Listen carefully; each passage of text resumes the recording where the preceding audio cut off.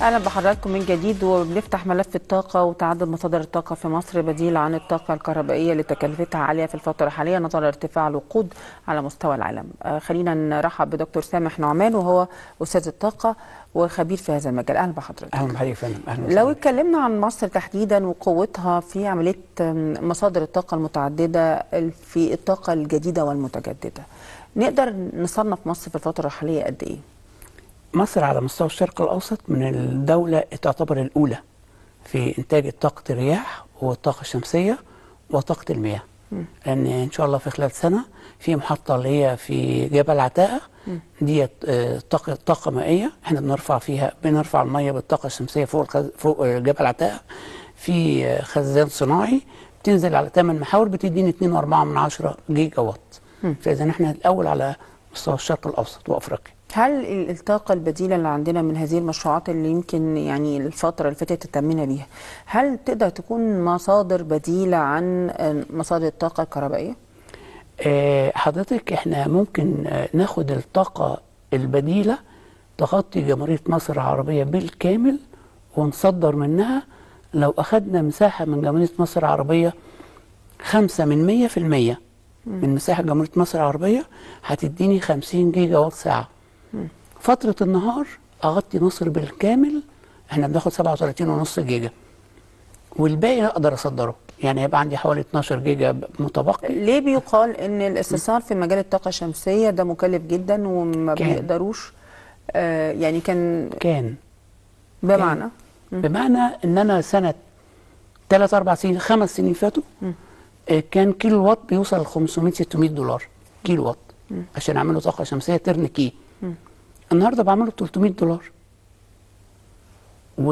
والدول بالذات الصين اكتر دوله بتعمل انتاج لمحطات الواح طاقه شمسيه الفوتوفولتيك.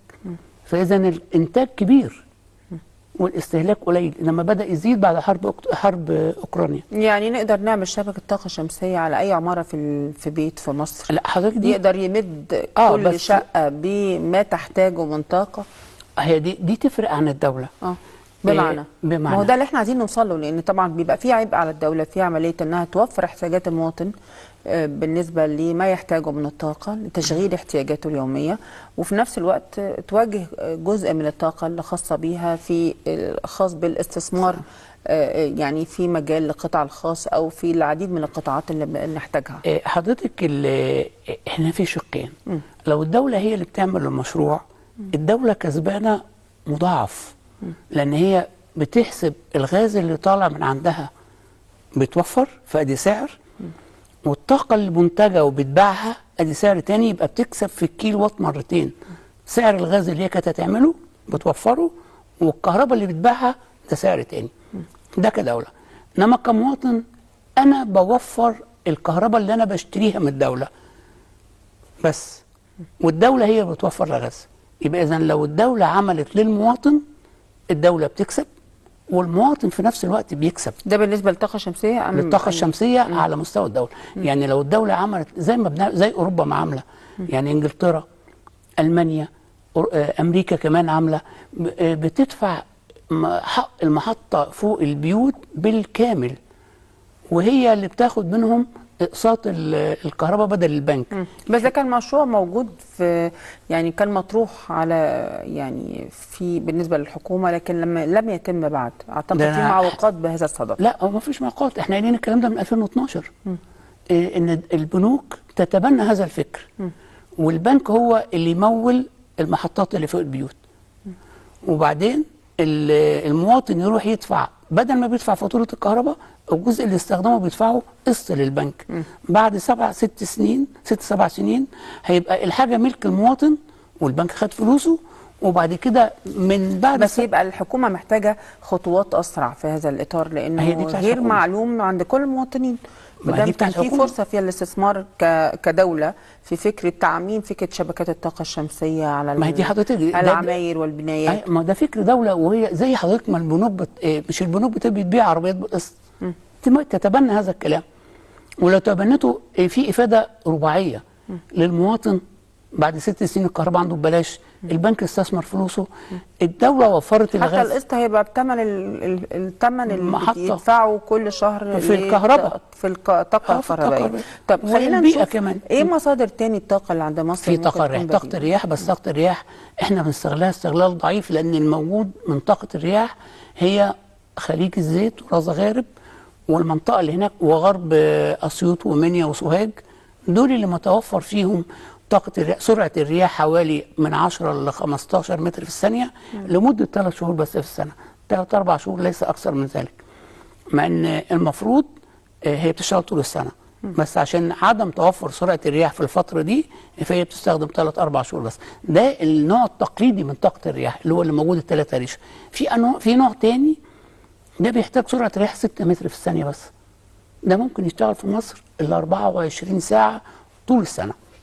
فده لو استخدم هيوفر عندي طاقة فظيعة جدا. الطاقة النووية من محطة الضبع، هل دي ممكن تفيد كمصدر من المصادر اللي ممكن تدي طاقة؟ طاقة نووية طاقة ممتازة، هي طاقة نظيفة وليست متجددة.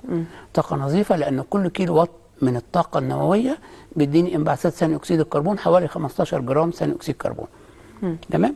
فدي طاقة نظيفة ورخيصة وهتدي حوالي 4.8 جيجا وات، فدي فعالة ودي كويسة جدا. طبعا هو المشروع هينتهي في 25، هيبدأ الإنتاج 25، هيبدأ الإنتاج المرحلة الأولى 25 وبعدين ديت ده اللي ممكن يخفف العبء على لا هو بيخفف على الدولة في الفترة القادمة من حكاية عبء شراء الوقود كضخها في محطة الكهرباء. حضرتك خدي أي طاقة أنت بتحتاجي لها وقود فهي ليست مستدامة، لأن هناك في مشكلة في الوقود أنت ما تعرفوش بكرة شكله إيه.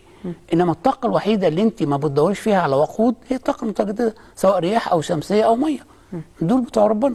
إنما طيب كان في مشروعات يعني استحدثت في كوب 27 لما عملنا اتفاقية مع النرويج أعتقد. النرويج أعتقد في مجال الهيدروجين الأخضر. اللي وصلنا فين؟ هي شركة اسكاتك النرويجية هي اللي شغالة، وهي اللي خدت الاتفاقية بتاعة ألمانيا اللي تمت من حوالي شهر ب 397 مليون يورو، وهي اللي هتنفذ وهتبتدي تنتج أمونيا خضراء، هتصدر أمونيا خضراء ابتداء من 2027 حتى 2033.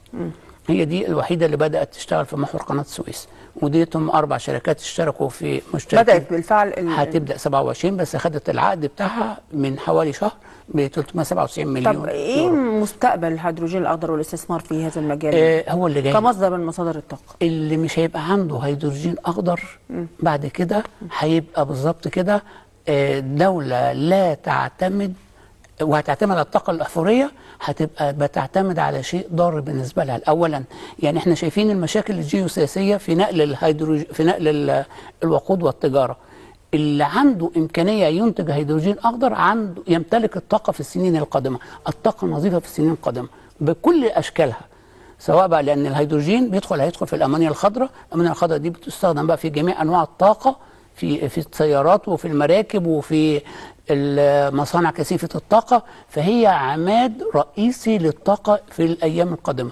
وعشان كده أوروبا بتجري على الدول اللي عندها الإمكانية لإنتاج الهيدروجين الأخضر وبتعمل عندها المصانع لحسابها، يعني كأنها بتعمل كده، بتعمل برميل بترول في الدول التانية عشان هي تبقى ضامنة ان الطاقه دي جايه لها في كل وقت. طب لو احنا بندور على الاستثمار بقى، مش بس احتياجات المواطن اليوميه من الطاقه، الاستثمار بقى في خصوصا في عمليه التنميه، هل مصادر الطاقه البديله بتفيد الاستثمار؟ طبعا.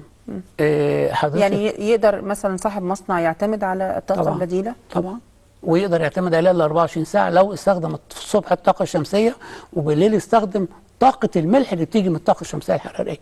يقدر يطلع طاقة كهربائية، لأن في دول كتير بتشتغل يعني نقول المغرب بتنتج طاقة كهربائية عالية جدا لإنتاج الهيدروجين من الطاقة الحرارية باستخدام الملح. يعني المغرب بدأت في مجال الاستثمار في مجال طاقة الهيدروجين الأخضر قبل مصر؟ لا، مع مصر بس بدأت أسرع. الإمارات عندها محطات إنتاج طاقة كهربائية باستخدام الملح. فإحنا لو استخدمنا الملح مع الطاقة الشمسية هنوفر الطاقة الكهربائية ل 24 ساعة، سواء للمصنع، للبيت، لأي مكان، للدولة ممكن نعمل الكلام ده ونبعد عن الوقود الاحفوري وعن المشاكل اللي احنا نستورد وقود. ايه مصادر الطاقه الثانيه اللي ممكن يعني يستحدثها او ندخلها في سكادجول الدوله انها تهتم بيها دلوقتي؟ يفضل غير الهيدروجين. لا، يفضل دلوقتي الاعتماد على الطاقه الشمسيه على الاقل في خلال السنه دي ينتج لا يقل عن 3 جيجا. لو انتجنا 3 جيجا في السنه دي هنشيل 8% من العبء على الشبكه اللي هي فيها احنا دلوقتي، اللي هي المشكله اللي احنا عايشينها دلوقتي. يبقى احنا لو عملنا 3 جيجا شلنا 8% من مشاكل الشبكه. يبقى اذا السنه الجايه ما عندناش بقى لا مشكله وقود ولا مشكله اي حاجه. طب ايه التحديات اللي بتواجه مصر في عمليه الاستثمار في مصادر الطاقه البديله؟ الماليات فقط. ماليات فقط. طب وشراكات من خلال مؤسسات ماليه؟ خطأ. لازم الوزارة الكهرباء هي اللي تقوم بهذا الكلام، لأن أو القطاع الخاص اللي بيحتاج القطاع الخاص يكون تبع الدولة، لأن الكهرباء من الحاجات الاستراتيجية اللي ما اديهاش لأي حد يتحكم فيها. يعني لو أعطيتها القطاع الخاص النهارده بيبيع لي بجنيه، لو جالي بعد 4-5 سنين وبيع لي ب10 هقدر أتكلم معاه؟ مش هقدر أتكلم معاه. إنما هي سياسة الدولة لازم تكون هي في قبضة الدولة. فكرة القطاع الخاص لما يدخل في الاستثمار في هذا المجال للتنفيذ وليس للتمليك. للتنفيذ وليس للتمليك، يعني للإنشاء وليس للتملك. اي طبعا. انا بشكر حضرتك على وجودك معايا واستوضحت لنا يعني ثروه مصر حقيقيه من عمليه مصادر بديله للطاقه المتجدده. بشكر حضراتكم. هنشوف فاصل تقرير ونرجع نكمل حلقتنا ونتكلم فيها على انقطاع الانترنت لمدة يوم واحد. ما هي الدول التي يعني بالفعل خسرت أموال كثيرة في هذا أو بسبب هذا الحدث؟ في نفس الوقت إيه المفروض التحديات اللي بتواجه الدول لتأمين المعلوماتية لو بالفعل تعرضت شبكتها لهذا الحادث؟